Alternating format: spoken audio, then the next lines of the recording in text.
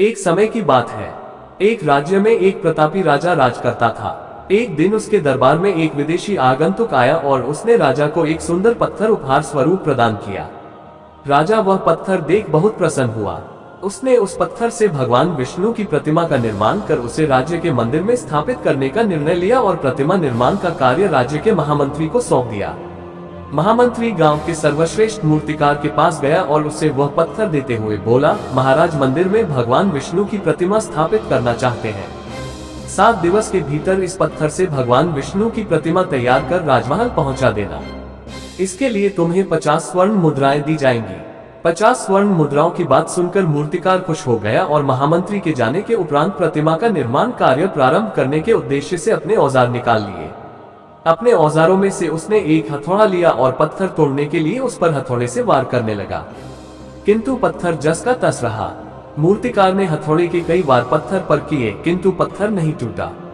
50 बार प्रयास करने के उपरांत मूर्तिकार ने अंतिम बार प्रयास करने के उद्देश्य से हथौड़ा उठाया, किंतु ये सोचकर हथौड़े पर प्रहार करने के पूर्व ही उसने हाथ खींच लिया कि जब 50 बार वार करने से पत्थर नहीं टूटा तो अब क्या टूटेगा।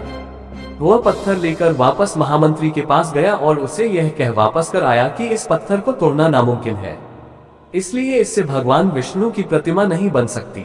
महामंत्री को राजा का आदेश हर स्थिति में पूर्ण करना था, इसलिए उसने भगवान विष्णु की प्रतिमा निर्मित करने का कार्य गांव के एक साधारण से मूर्तिकार को सौंप दिया।